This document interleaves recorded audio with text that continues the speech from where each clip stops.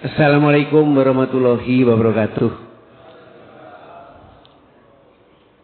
Alhamdulillah pagi hari ini kita bisa bersama kembali dan untuk melakukan kajian kesehatan. Matur nuwun untuk takmir masjid yang memberi kesempatan saya untuk beberapa kali di sini. Topiknya saya pilih berpuasa. Kemarin setelah diskusi dengan beberapa yang hadir di sini, saya kemarin terima kasih. Saya mau pulang Jumatan, diingatkan ada kajian besok hari Minggu. Topiknya minta apa? Saya baru diingatkan. Yang dulu sudah hipertensi Pak Pram sama ginjal, ada yang ingin yang lain gitu. Kenapa saya pilih berpuasa? Karena walaupun sekarang ini sudah jauh dari puasa, kita biasanya melakukan kajian puasa itu pada saat sudah bulan puasa. Padahal padahal persiapan puasa itu harusnya kita lakukan sebelum puasa. Kalau kita sudah mulai puasa, nanti sudah persiapan kita untuk kesehatannya bisa terlambat. Nanti coba kita lihat kenapa kita lebih baik diskusi sekarang sehingga nanti takmir masjid untuk yang akan datang juga bisa menyiapkan kajian-kajian puasanya lebih dahulu, tidak ketika sudah masuk bulan puasa. Bapak Ibu yang saya hormati, saya sedang mengingatkan tentang puasa. Ini sebetulnya data 2021, tapi saya lihat populasi tahun ini kali ini sudah hampir sama. Indonesia itu 280 juta kita ini. Dan muslimnya itu 90% atau sekitar 230 juta orang muslim di Indonesia ini. Kita bandingkan di mana-mana, rasanya kita ini terbanyak muslimnya. Jadi yang puasa itu terbanyak ya di Indonesia. Saya kira yang akan haji juga akan banyak dari Indonesia. Dan ini berkembang terus di seluruh dunia ini. Ini populasi dunia 24%. Dan yang sekarang berkembang di negeri-negeri Eropa itu, contohnya di Inggris itu sekarang sudah mendekati 5% orang muslim yang kurang sedikit. Dan itu hampir 2,7 juta. Ini kita lihat di sini petanya orang-orang muslim tersebut dan keadaan iklimnya. Ini menjadi pengetahuan kita bersama bahwa kita ini enak sekali di Asia, di tropik ini. Puasanya jelas. Puasanya jelas, jamnya berapa bisa dihitung. Bayangkan saudara muslim kita yang mendekati kutub utara atau kutub selatan. Yang Swedia saja kadang-kadang jatuh puasanya kalau kebetulan hanya sebentar saja, alhamdulillah. Tapi kalau yang bulannya jatuh yang hampir 24 jam tidak pernah gelap. Misalkan bulan Juni di bulan puasa itu seolah seperti nggak ada isaknya, maghrib tahu-tahu sudah subuh. Karena matahari terbenamnya itu jam 10-11, jam 2 sudah subuh. Bagaimana puasa untuk orang begitu? Itu menjadi diskusi tersendiri. Makanya kita tidak masuk ke sana, tapi kita bisa bersyukur di kita ini bahwa puasa kita ini kita bisa predik betul berapa lama kita harus berpuasa. Dan ini peta medan orang yang berpuasa tersebut. Bapak Ibu yang saya hormati, terima kasih kemarin saya diingatkan. Ternyata kemarin saya ngomong hipertensi sudah pernah, karena beberapa kali ini slide-nya ada masih. Saya bicara tentang bagaimana tekanan darah tinggi pada usia lanjut, khususnya karena yang hadir di sini kebanyakan usia lanjut. Waktu itu tanggalnya ada 19 November 2023, fotonya ada tadinya. Yang paling dicatat untuk hipertensi, saya review saja. Obat hipertensi yang kita butuhkan itu, apalagi yang sudah usia lanjut seperti kita ini, sering lebih dari satu obat. Minumnya selamanya. Dan yang ketiga yang perlu dicatat, yang sering kita keliru, yang merusak ginjal itu bukan obatnya, tapi hipertensinya. Ini ringkasan dari yang lalu. Nah kemudian ini lagi baru saja ini penyakit ginjal dapat dicegah. Ini ada beberapa pesan-pesan untuk mencegah. Saya ulang sebentar.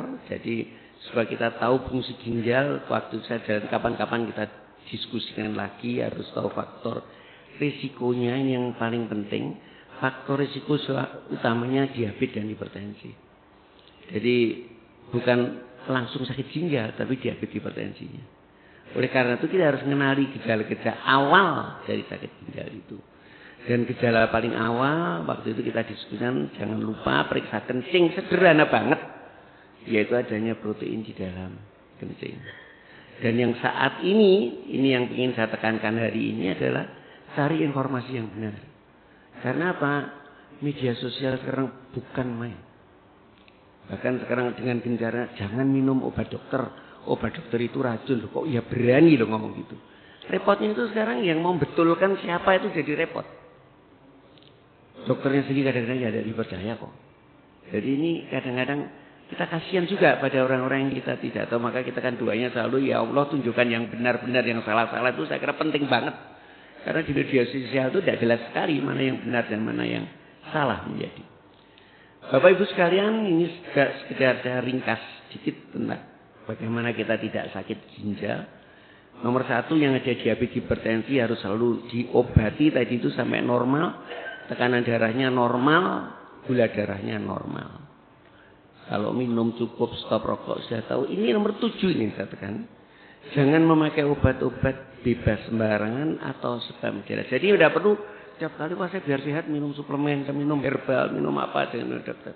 Tidak selalu. Tapi pilih yang betul-betul. Apalagi yang sudah sakit ginjal.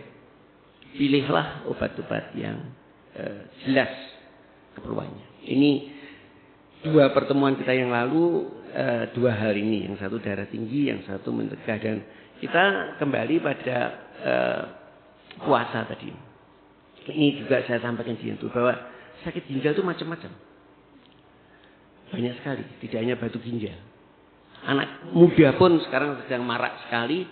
Anak-anak sekarang sedang sakit ginjal, bahkan dari sampai cuci darah. Faktornya apa? Sekarang ditulis di koran besar-besar.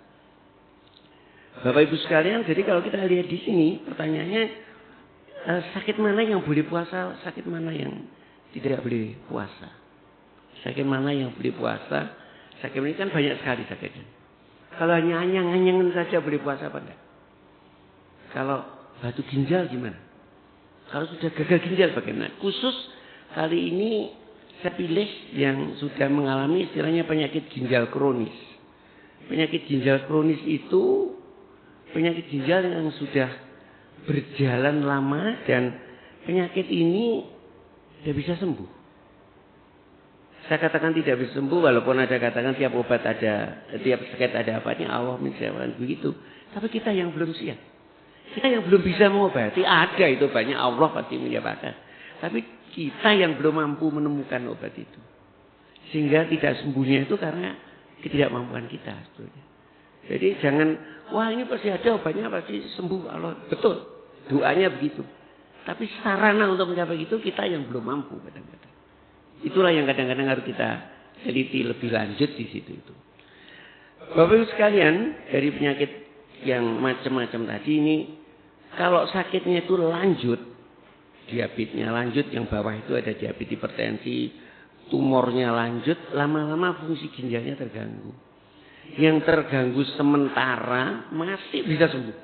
Itu yang dikatakan mendadak atau acute kidney injury. Ini yang kadang-kadang saya ke dokter dikatakan gagal ginjal, saya ke dukun kok sembuh. Kebetulan sembuh dia. Allah memberi sembuh. Karena penyakit ini memang bisa sembuh. Memang bisa sembuh.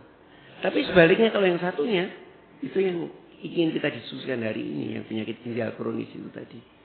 Gejalanya pelan-pelan, kadang-kadang kita tidak berasa, progres terus. Kalau sudah akhir, satu yang manusia biar bisa menimbulkan kalau dicangkok. Kan syaratnya kan banyak sekali. Tapi yang lain kita belum menemukan.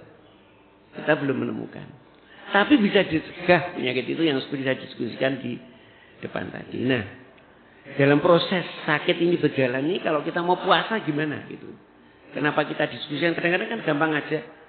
Ini hanya mengingatkan saja bahwa penyakit itu yang terbanyak 70% karena diabetes hipertensi. Jadi sebetulnya kalau kita ngobati diabetes hipertensi dengan bagus, penyakit yang menakutkan tadi bisa dicegah. Dan 70% itu. Kalau kita ngobati dengan sesempurna mungkin. Bapak Ibu sekalian, dalam perjalanannya dari 1 ke 5 itu bisa bertahun-tahun.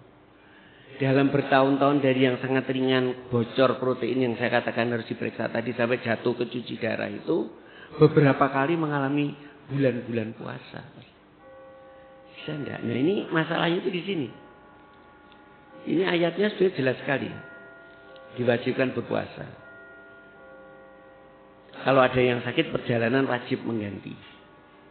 Tapi ada satu yang menarik di ayat ini, dapat di bawah disebutkan, yang berat menjalankannya Allah beri jalan fidyah. Di 185 saya baca itu, tolong dikoreksi kalau saya salah. Allah sebetulnya dia akan membuat kita sukar, justru akan membuat permudah. Dari ayat ini kelihatan sekali puasa itu. Kalau tidak bisa diganti, kalau tidak mampu sama sekali masih bisa fidyah. Jadi Allah kelihatan sekali tidak mempersulit kita. Di 85 dijelaskan. Nah, ini yang kita harus berpikir di sini. Kenapa ayat ini ada? Seperti penyakit tadi itu. Kalau penyakitnya batuk pilek, puasa enggak? Batuk pileknya berat, puasa enggak? Itu pun kalau tidak puasa kasih bisa ganti. Tapi kalau sakit yang tidak bakal sembuh, kencing manis semua tidak bakal sembuh, puasa enggak? Masih bisa mungkin yang awal-awal. Kalau yang sudah berat. Kalau yang sudah bisa. Dan itu makanya ada. Bisa dengan diganti membayar fidyah. Ini kita. Ya. Memilih mana yang iya. Mana yang tidak. Mana yang masih kita mungkin mengganti. Mana harus fidyah. Ini yang kadang-kadang menjadi sulit. Saya boleh enggak tanya ke dokter. Dokternya kalau seenaknya dijawab ya. Bisa berbahaya itu. Bisa berbahaya. Makanya saya sendiri kalau memberi nasihat iya tidak itu bismillah betul. Karena saya ikut nanggung dosa nih. Karena apa? Karena katanya demikian ini. Siapa yang dari salah satu buku ini. Kalau dia sebetulnya nggak apa-apa. Sakit yang apa ya. Malah kadang-kadang karena stres sakit. Kalau puasa malah baik kok itu. Orangnya masih wajib puasa walaupun sakit. Ada yang kalau sakit tambah parah. Tapi bahkan ada yang kalau sakit dia niat puasa, dokternya yang menganjurkannya saya rekomend ikut salah. Karena sakit itu bisa membahayakan jiwanya. Nanti mungkin Pak Pangestu yang ahli emah bisa itu yang sangat klasik sekali itu. Saya sakit emah kalau sakit puasa tambah sangat. Ada yang bilang saya sakit emah kalau puasa saya tambah sembuh. Karena ada yang demikian. Dan ini milihnya mana sebetulnya yang boleh puasa yang tidak itu menjadi satu kajian tersendiri. Jadi bukan mencari sulit dulu ya ini. Bukan mencari sulit. Oh ya sudah loro gak usah. Tapi ternyata tidak selalu demikian. Kita tidak tahu niatnya orang. Aku tak pura-pura loro ben gak poso. Kita tidak tahu semua. Niatnya masing-masing. Karena ada ini tadi menjadi masalahnya itu kita berpuasa. Bapak-Ibu sekalian. Tadi saya tulis ini bahwa penyakit ini yang akan kita diskusikan. Bahwa penyakit ini kemudian yang kalau dari penyakit ini terutama diabetes hipertensi ini menjadi berpengaruh pada ginjalnya. Kemarin saya bicara sampai lama ini saya cepat biar tidak sampai 5:30 jadi bisa selesai.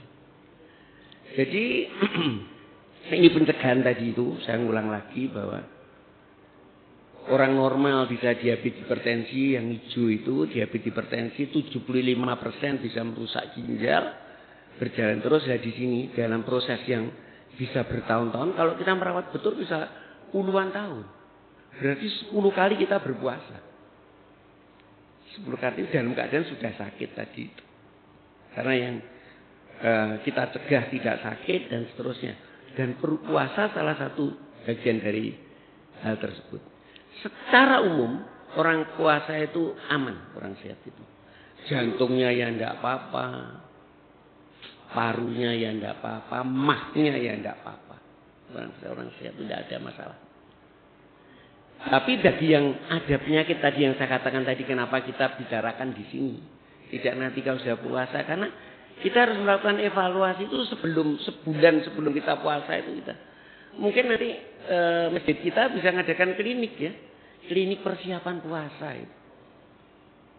Jadi siapa-siapa kita sekarang saya lihat di sini yang sama dengan saya rambut putih sudah lebih banyak yang hitam. Pasti ini memerlukan juga konsultasi-konsultasi itu. Itu dilakukan sebelumnya. Bagaimana merubah obatnya kalau puasa bagi yang masih boleh puasa. Oh ini jangan puasa Pak, misalnya itu yang satunya. Mungkin kita bisa menjadi proyek percontohan. Dan penelitian untuk ini masih dilakukan. Hanya saja yang banyak melakukan memang di negeri-negeri Timur Tengah. Walaupun di Barat juga. Dan penelitiannya penelitiannya cek-cek boleh tidak sampai ke molekul kecil yang berubah. Kalau kita puasa itu diteliti betul. Baik untuk bukan hanya penyakit jiwa, semua penyakit. Bahkan yang mengejutkan, puasa itu kemarin baru ada kongres besar. Itu memberi manfaat yang bukan main. Perbaikan-perbaikan tertentu. Pada penyakit-penyakit tertentu. Jadi kemarin itu ada pertemuan internasional, saya kebetulan hadir. Saya yang referensinya saya dapat itu ada. Puasa-puasa yang justru memperbaiki. Makanya tadi saya katakan kita tidak boleh ngomong sakit jangan puasa. Kan? Justru ada sakit-sakit yang ditunjukkan di situ. Ketika orang itu berpuasa. Hanya waktu itu karena penelitiannya bukan puasa Ramadan. Mereka mengatur dirinya menurut pengetahuan yang dimiliki manusia di negeri barat sana. Saya waktu itu hadir saya berpikir, ini orang Islam itu ada Senin Kemis, ada yang 3 hari setiap bulan. Itu kan mestinya bisa kita teliti. Mana yang betul-betul justru memberi perbaikan pada penyakit-penyakit tertentu. Jadi tidak serta-merta saja tidak boleh puasa. Tidak ada begitu. Bapak Ibu sekalian, ini saya beri contoh banyak dengan penelitian. Penelitian ini saya kutip. Ini menunjukkan yang ada panah naik ini.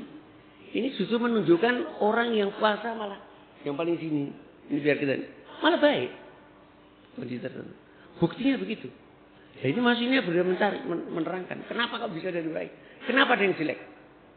Di sini juga. Ini kalau musim panas ini di negeri barat. Musim panas bagaimana? Musim dingin bagaimana? Diteliti semua. Sampai ke molekul kecil. Karena hikmah puasa itu saya kira tidak kita kalau tidak kita pelajari tidak tahu gitu. Perintahnya jelas kok. Jadi kan dan Allah tidak akan tadi itu untuk kebaikan semua. Escape-nya ada semua loh. Escape-nya kalau tidak bisa itu ada semua. Nah, Bapak Ibu sekalian, ini kenapa tadi kita bicarakan evaluasinya sebelum puasa. Sebulan sebelumnya harus kita evaluasi tadi itu. Mestinya. Kita bahkan berlatih puasa dengan yang sakit tadi. Nanti dikelompokkan nanti. Mana sakit yang tadi itu yang risiko sangat tinggi yang kalau puasa bisa menyebabkan kematian misalkan ekstrimnya, ya jangan berpuasa atau penyakitnya memburuk. Atau risiko tinggi yang tidak berpuasa atau yang boleh berpuasa. Masalahnya pada orang-orang yang berpenyakit tadi itu. Saya orang muslim loh, dok, masa saya tidak puasa, malu saya. Beban untuk dokternya mengatakan untuk tidak boleh itu. Jadi ya gimana? Ya harus kita carikan jalan. Mana yang risikonya paling penting. Makanya tadi ada persiapan sebelumnya tadi. Kalau kesakitannya flu tidak apa-apa. Tidak puasa atau tadi saya katakan sedang infeksi saluran kencing sebentar. Ya sudah saya tidak puasa. Bulan depan saya ganti masih bisa. Tapi yang tadi itu, yang penyakitnya kita belum tahu banyak tadi. Risikonya ada. Kita harus cari jalan. Jadi tidak serta-merta tidak boleh. Mungkin yang pernah punya keluarga ada yang sakit yang yang harus cuci darah sampai kacang kok ginjal tuh. Saya karena bekerja di saya bisa ikut merasakan. Dia lebih menderita tidak bisa puasa daripada sakitnya yang kayak gitu itu. Orang-orang itu asli. Dan yang kita harus carikan jalan keluar. Dia merasa saya ini lebih sedih tidak bisa puasa dok. Daripada saya harus cuci darah seminggu 2 kali. Kita bayangkan yang sehat, wah cuci darah seminggu 2 kali kayak apa sengsara.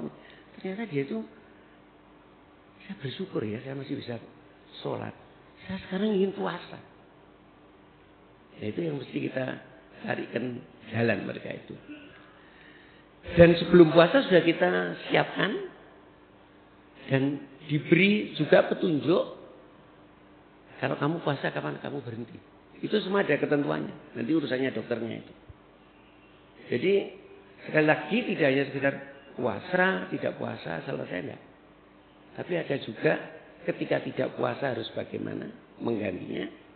Atau kalau bisa bagaimana tetap puasa, tapi tetap sehat. Ini. Bapak Ibu sekalian, ini bukan hanya di Indonesia, ini dari federasi di Saudi Arabia dan semua dunia ini.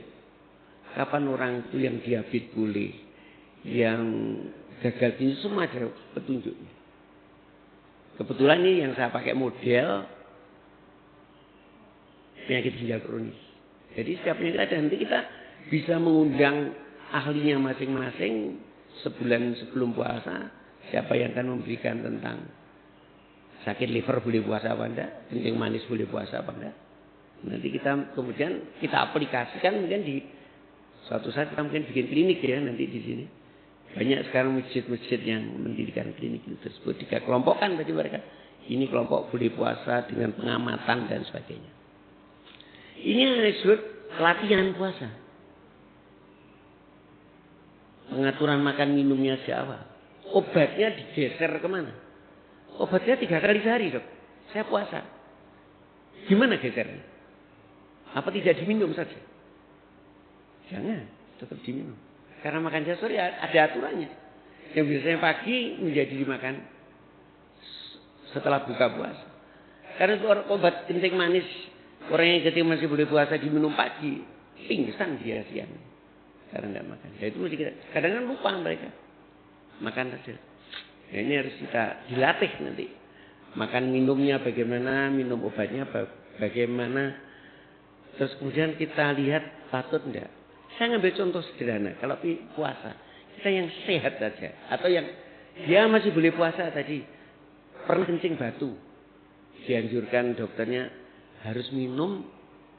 Kencing itu normalnya 1,5 sampai 2 liter. Jadi kita minum itu 2 sampai 2,5 liter. Di tip tadi saya sebutkan nasihat dokter untuk setiap orang sakit tidak bersama. Ada orang yang tidak boleh minum. Yang ginjalnya sudah mogok, kalau minum tambah kelelep, dia sesat. Ada yang harus minum. Misalkan, karena misalkan yang batu yang sudah dioperasi biar tidak tumbuh lagi. Gimana? Saya puasa harus minum, tadi 1,5-2 liter kencing, minum harus 2-2,5 liter.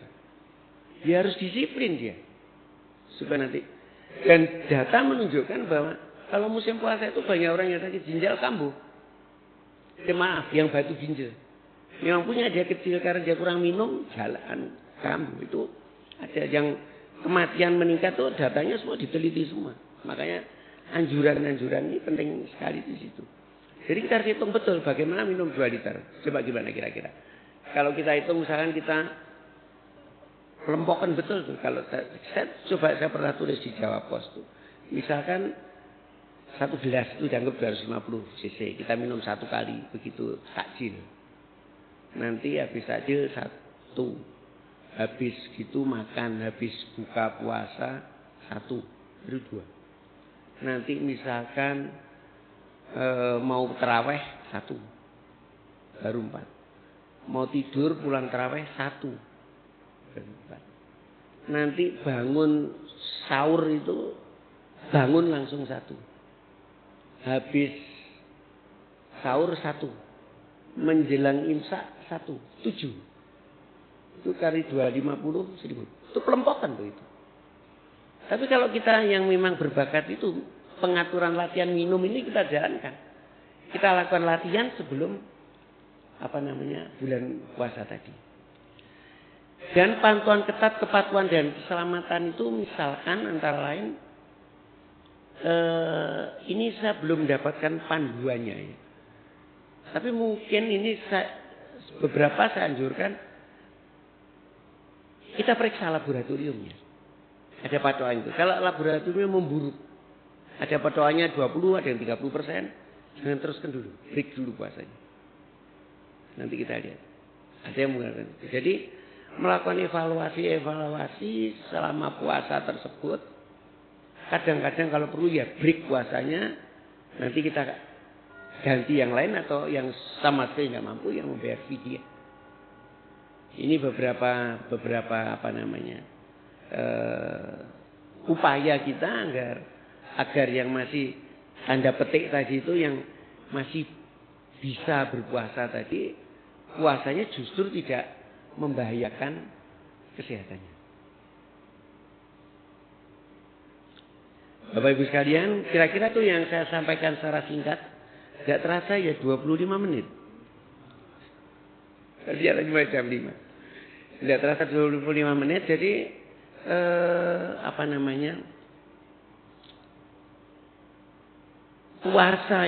puasa itu untuk orang sehat aman. Bahkan ada yang untuk penemuan baru menyatakan malah baik untuk penyakit tertentu. Puasa itu pada orang yang sakit ada yang bisa memperburuk, itu yang kita tidak boleh puasa.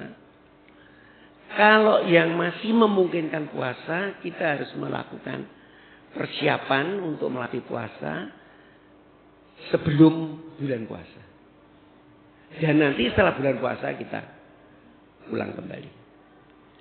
Demikian Bapak Ibu yang bisa saya sampaikan singkat, mudah-mudahan memberi pengetahuan untuk kita semua, bisa kita terapkan nanti pada waktu kita akan berpuasa bulan Ramadan yang akan datang.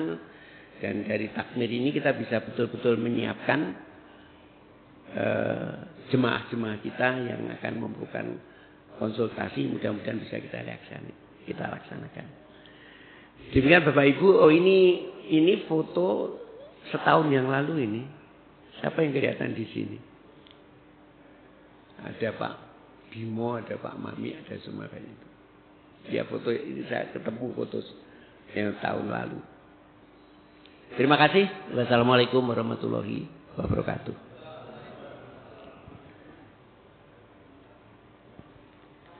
Monggo silakan. Iya.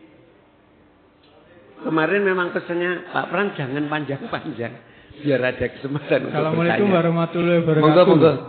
Tanya Pak Dokter, kalau puasa intermittent fasting atau IF itu apa ya Pak ya?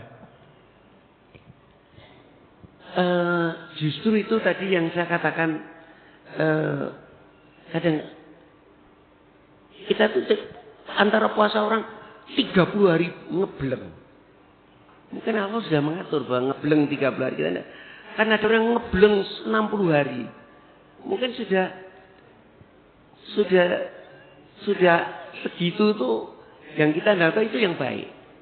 Tetapi pada orang yang kesehatannya terganggu, mungkin kalau 30 hari tidak kuat, itu yang katakan intermittent fasting dalam arti kata muslim loh masih ya. Bukan intermittentnya fastingnya orang lain yang puasanya hanya 6 jam atau 8 jam. Tetap puasanya Ramadan. Tapi karena kita tidak kuat tadi itu untuk 30 hari.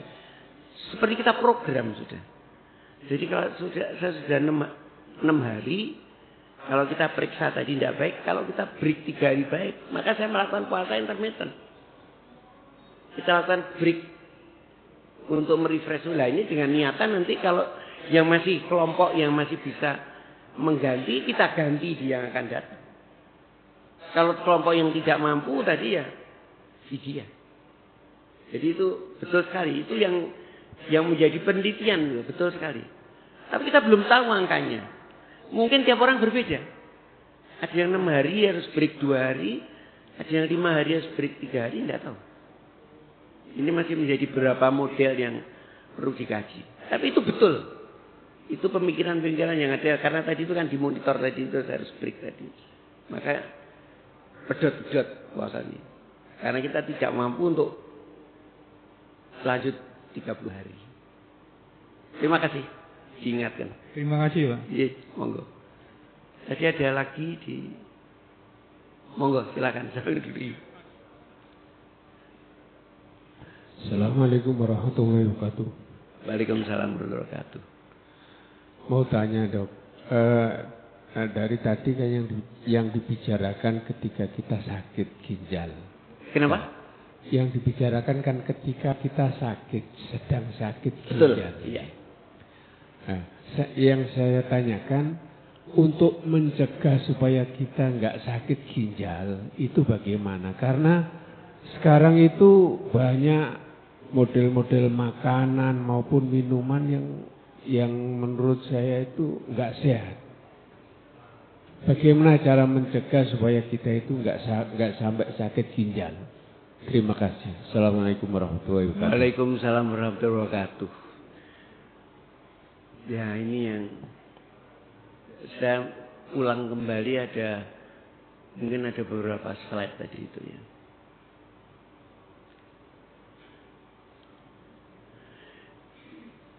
Pertanyaan bagus sekali. Karena apa? Betul sekali. Kalau mencegah itu sebelum sakit ginjal. Betul sekali. Pernah saya sebutkan dulu. Kalau sudah sakit ginjal lanjut. Sampai harus cuci darah. Harus cuci darah. Kalau ada waktu nanti saya tunjukkan slide-nya. Kenapa cuci darah itu. Kenapa orang cuci darah itu. Kalau saya harus cuci darah yang lanjut. Sudah ginjalnya rusak. Itu biaya yang dibayar BPJS. Kita semua kenal BPJS tuh. BPJS itu kita benci tapi rindu. Rumit teram tapi ya kita butuh. Gitu. Jadi ya mau tidak mau ya melok BPJS gitu. Yang dikeluarkan BPJS tahun 2016 itu 2,1 triliun. 2,1 triliun itu. Untuk cuci darah tok itu, bukan penyakit lainnya. Jadi pabrik berapa itu? Padahal itu belum semua orang bisa kita layani cuci darahnya. Jadi pertanyaan tadi relevan sekali. Kalau kita bisa mencegah itu, negara hemat 2,1 triliun. Kalau kita bisa mencegah. Dan itu bisa mestinya. Karena apa? Karena saya sebutkan tadi, bahwa 70% sebab karena gagal ginjal itu diabetes dan hipertensi. Kalau diabetes hipertensinya diobati sempurna, berhasil 50% saja. Itu kita sudah menghemat 50% dari itu 35%. Sepertiganya 2,1 triliun itu 700 M. Kalau kita menjawab pertanyaan tadi dan kita mau. Biasanya kita itu teledor. Wah, diabetes kok ayo, hipertensi gak apa-apa kok gak ada keluar. Begitu sudah dor gak bisa balik. Nah, kapan kita mulainya? Betul sekali. Yang biru ini orang normal. Kalau Bapak Ibu normal semua, jangan sampai kencing manis, jangan diabetes. Karena 70% tadi. Misalkan ada bakat putra orang tuanya diabetes, anaknya mulai dilatih untuk tidak makannya diatur walaupun belum sakit. Ini ya. Orang yang berisiko untuk jatuh kencing manis seperti di gambar tadi, faktor risikonya pertama kan diabetes, hipertensi, batu, sakit imun dan sebagainya itu yang harus diobati sempurna. Jadi mencegah untuk tidak gagal ginjal itu mengobati penyakit yang menyebabkan, dan nanti kebiasaan hidup yang ada yang saya tunjukkan ada 6 tadi itu. Jadi kita harus yang berisiko ini diobati sempurna. Dan apa sih gejala awal tadi sudah saya sebutkan dengan cepat tadi. Orang yang diabetes, hipertensi atau kita yang usia makin lanjut ini mesti periksa kencingnya dilihat bocornya. Gampangnya lihat itu kalau kencingnya mulai berbuih itu hati-hati loh. Itu ginjalnya mulai dihidik-hidik. Periksakan kencingnya untuk mengetahui orang yang berisiko untuk bocor. Diobati sempurna, diketahui gejala awalnya. Setelah kalau ada apa-apa kita sudah masih lebih ketat mengobati akan lebih baik. Jadi ini mengobati yang berisiko untuk mencegahnya. Karena yang berisiko ini bisa diidentifikasi. Nah, apa yang dilakukan pada orang-orang sehat tadi saya sebutkan di paling depan kalau tidak salah ya. Nah, mana tadi? Ini kan kita mengetahui, kita harus berpengetahuan, belajar ginjal itu apa, sakit apa, berisiko tadi itu, gejala awalnya apa tahu. Yang paling penting juga orang berisiko jangan lupa ngukur tekanan darahnya. Dan tadi juga selalu jaga kesehatan itu bagaimana? Gitu. Kalau darah tinggi ya diobati, kalau kencing manis diobati. Dan tadi saya bilang dan ini internasional loh ini, bukan Indonesia saja, dunia ini. Saat dunia itu dideklar ini 8 jalan emas ini karena tadi itu biayanya yang besar tadi, padahal penyakit ini bisa dicegah. Maka menjadi suatu bukan hanya program Indonesia, ini program internasional. Sayangnya di Indonesia sendiri kita belum melakukan ini dengan sempurna. Padahal penyakit ini di depan mata kita. Saya 2 kali jadi tim, sekarang saya sudah pensiun untuk mengajukan ini masalah ini, tapi belum. Karena apa? Karena ini yang ngerjakan itu tidak dapat untung. Lain kalau program pengobatan, sudah telat tahu pengobatan, untungnya banyak. Ya. Kalau pencegahan itu kan yang lakukan kan tidak dapat untung. Yang dicegah pun dia juga tidak merasa untung. Saya tidak apa-apa kalau disuruh gini. Gitu. Padahal ini yang harus dilakukan sebelum jatuh ke yang ditanyakan tadi. Mulai kita olahraga, makan sehat dan sebagainya. Yang diabetes diatur supaya diabetesnya HbA1c 7, yang tekanan darah tinggi diatur.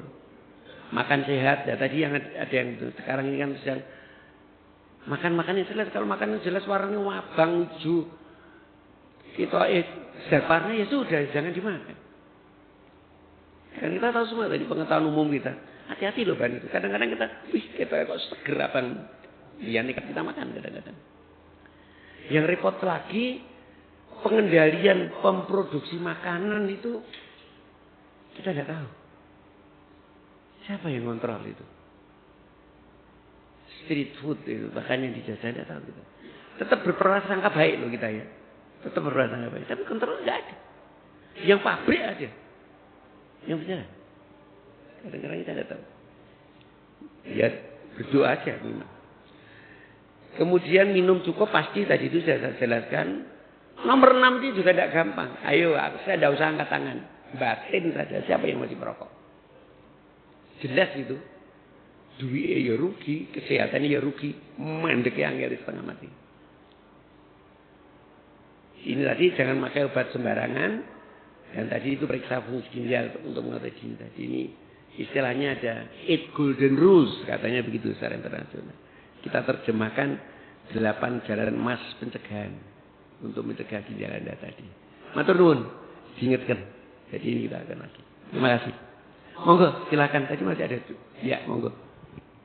Masih boleh sampai jam berapa ini? Bismillah. Assalamualaikum warahmatullahi wabarakatuh. Waalaikumsalam. Saya cuma minta pendapat dok. Harus beli Pak? Saya minta pendapat. Oh iya. Jadi saya pernah baca sebuah artikel.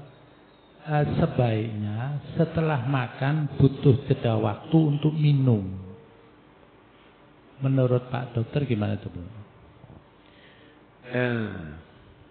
Mungkin Dokter Pangestu lebih pantas menjawab ya, yang ahli tentang berapa. Dulu ini saya pernah dijelaskan di sini. Bagaimana proses makanan masuk dan minuman masuk kecepatannya berapa Pak Pangestu pernah jelaskan. Saya waktu itu juga hadir. Logikanya, jadi jangan sampai bahaya apa? Ketika makanan padat tadi belum betul-betul sampai ke lambung, masih di saluran antara kerongkongan dan lambung tadi masih di situ. Ketika kemudian ada air itu risikonya bisa menyebabkan tersedak. Jadi risiko itulah yang kita kadang-kadang ojo kesusu ngombe dhisik. Karena yang padat ini bisa mengganggu aliran-aliran tadi. Yang air tadi kalau yang di persimpangan di antara saluran napas dan saluran makan, itu kalau dia kemudian tidak bisa langsung turun, dia bisa lari ke saluran nafas. Itulah yang bahayanya kalau kita, makanya tidak dianjurkan jangan makan makan bersamaan dengan minum itu. Memang kadang-kadang kalau sedikit sebagai sayur untuk mempermudah mengunyah, mencerna itu tidak apa-apa. Tapi yang ditanyakan itu adalah ketika kita makan belum turun terus diminum pada kesusu anak mau sekolah itu cepat dong mau lari sekolah, itu yang tidak boleh. atau disurung itu tadi yang tidak boleh. Jadi kira-kira begitu Pak. Saya kalau nanti Pak Pangestu cerita biar dia bisa cerita persis bagaimana apa itu. Tapi juga ada penyakit saluran makan, akalasia namanya. Itu orangnya malah tidak bisa makanan cair. Yang padat dia bisa turun peristaltiknya. Yang cair malah tidak bisa. Biasanya yang bisa cair padat tidak bisa. Tapi juga ada penyakit yang padatnya bisa, minumnya tidak bisa. Itu juga manusia itu memang banyak sekali yang kita tidak tahu. Banyak sekali kita tidak tahu. Matur nuwun. Ya, monggo. Terima kasih dokter. Assalamualaikum warahmatullahi wabarakatuh. Mohon dijelaskan dok. Hubungan albumin, mohon dijelaskan hubungan albumin dengan gangguan ginjal. Itu saja. Ini ujian ya ini. Benar dok. Saya sedikit mengerti kalau albumin itu adalah tinggi ya Pak? Iya. Itu apakah di darah itu baiknya lebih atau kurang? Maksudnya ke sana dok. Iya. Begitu dok? Iya. Kenapa saya bilang itu? Saya kalau nguji mahasiswa kedokteran yang masih tingkat 3, tingkat 4 sih. Apa hubungannya albumin dengan ginjal? Betul tadi pertanyaannya itu. Ujian mahasiswa. Bapak Ibu sekalian, makanan kita itu ada 3 komponen ya, secara garis besar. Ada lemak, ada karbohidrat, ada protein. Protein ini komponennya antara lain albumin, apa itu ada dalam protein itu. Albumin protein.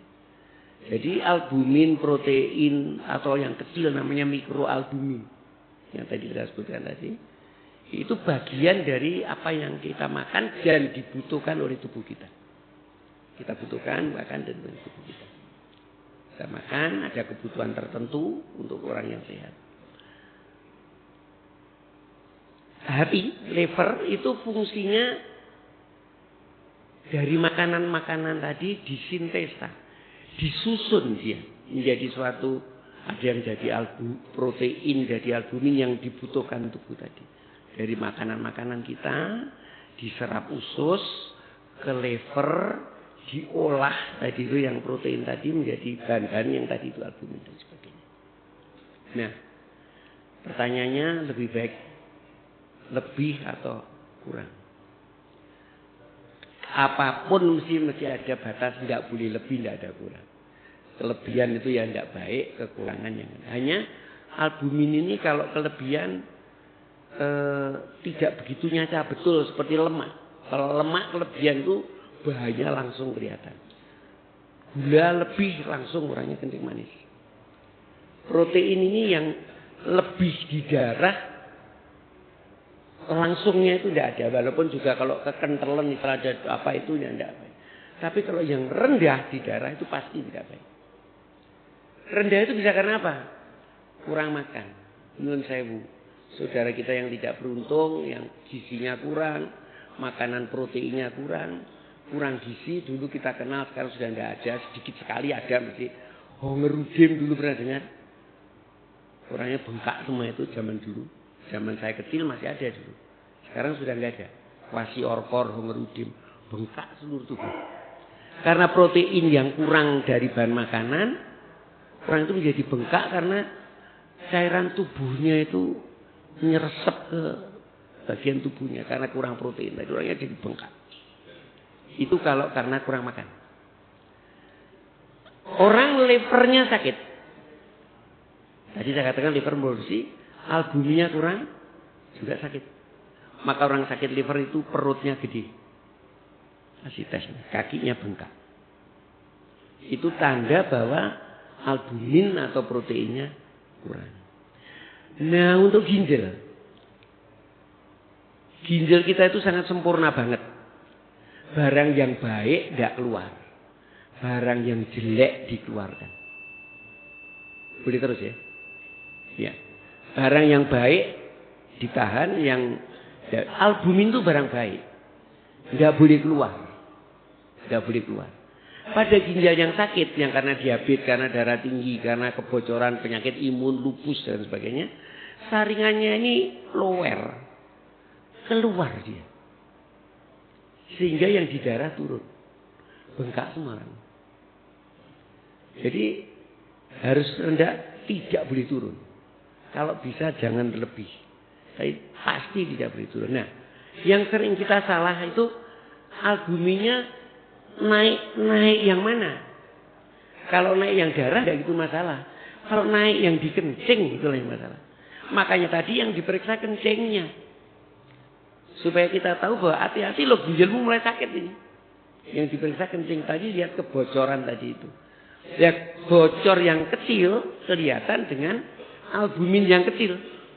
Namanya mikroalbumin. Maka kalau ke laboratorium tesnya mikroalbumin. Kalau mikroalbumin di kencing ada, hati-hati loh. Ginjalmu mulai didik-didik oleh penyakit dasarnya. Kira-kira begitu. Ya, jadi pesannya kalau ada yang berisiko, periksalah kencing untuk melihat albumin kecil tadi untuk menjadi petunjuk bahwa hati-hati ginjalnya tidak baik. Jangan sampai yang di darah yang mestinya normalnya tidak boleh di bawah 3,5 sampai tinggal 2 gitu. Enggak dia. Matur nuwun, terima kasih. Monggo masih boleh lanjut. 1 ya. Silakan monggo, Pak.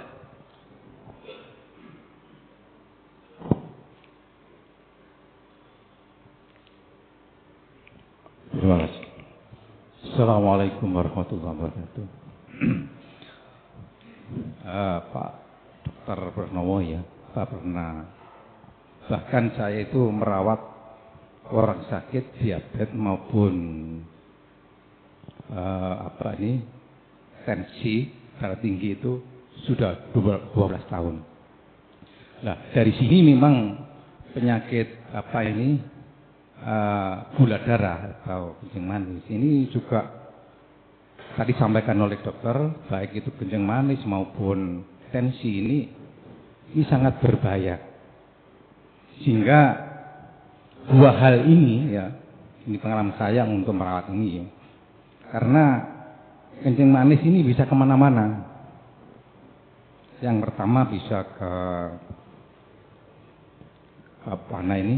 termasuk ke lambung. Ini istri saya ini ke lambung ini ya. Jadi 1 bulan bisa 2 kali untuk opname. 1 bulan dan sebagainya. Dan untuk darah tingginya bisa ke ke vertigo. Nah, dari sinilah saya ingin masukkan atau dari dokter bahwa dari penyakit kemana-mana ini untuk mencegahnya, bagaimana untuk mengatur stres. Karena ini sering stres sekali. Ini stres sudah kemana-mana, artinya sudah stres terus organ semua ini turun, masuk kalium, protein dan sebagainya.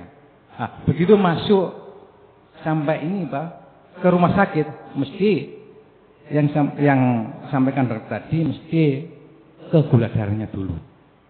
Itu mesti. Jadi untuk ke lambung mesti muntah 2-3 kali sudah muntah. Ini mesti ngamar ini.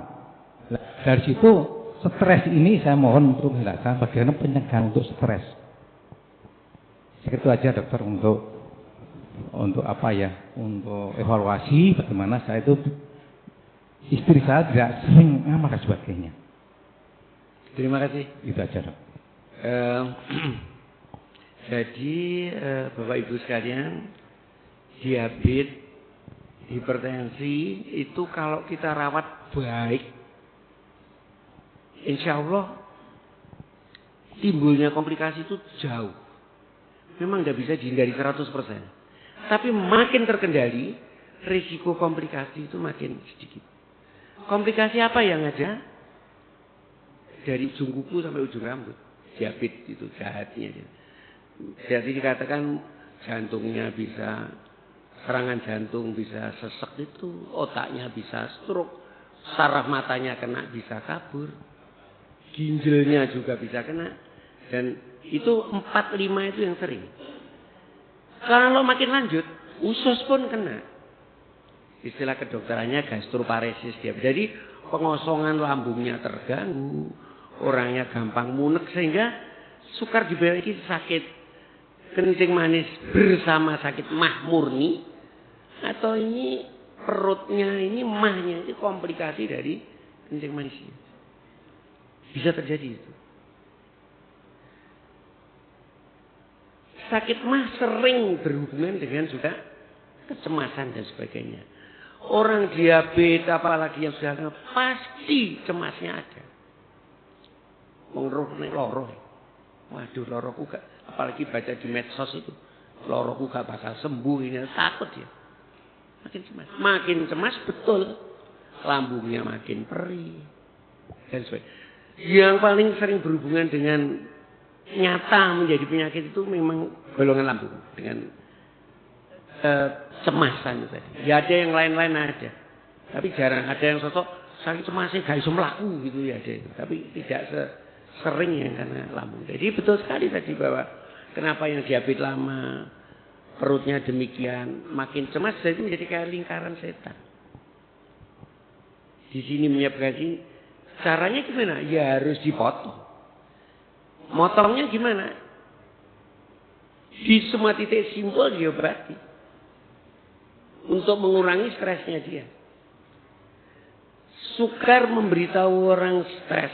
Kita ngomong dokter lah gak ngerasa nih. Ngerasanya aku.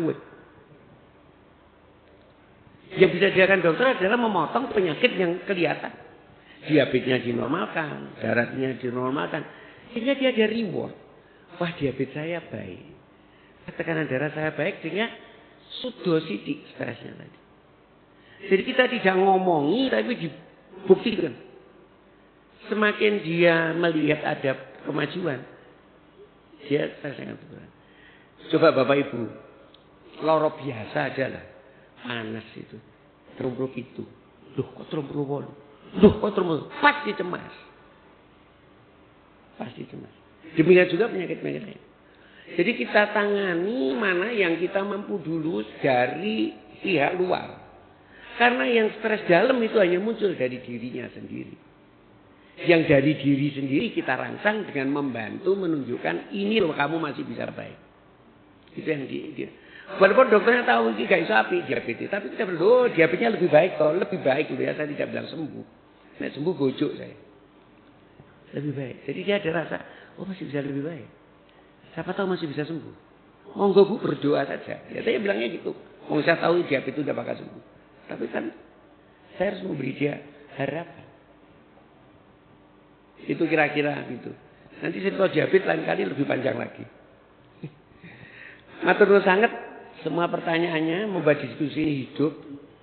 Saya lebih senang kalau banyak diskusi. Kalau tidak diskusi, saya tadi ngomong orang tidak tahu semua atau tidak tertarik semua. Kalau gini saya lebih senang. Apa yang saya sampaikan mendapat masukan. Dan setiap pertanyaan itu saya catat Bapak Ibu. Sangat bermanfaat. Karena apa? Di tempat lain mungkin saya ditanya seperti itu. Kalau sekarang tidak bisa jawab. Seperti tadi pertanyaan tentang intermittent fasting. Itu ada memang. Belum pernah ada yang tanya. Tapi saya sekarang bisa jawab. Dan tak catat itu. Nanti saya catat referensinya lagi. Yang begitu tadi kan bilang saya belum tahu persis. Berapa 3 hari 5 hari. Saya cari. Mungkin suatu saat ada referensinya untuk itu. Matur nuwun, kalau dikenalkan saya kembalikan pada pembawa acara. Mudah-mudahan apa yang kita lakukan merupakan ibadah kita semua. Matur nuwun, wassalamualaikum warahmatullahi wabarakatuh.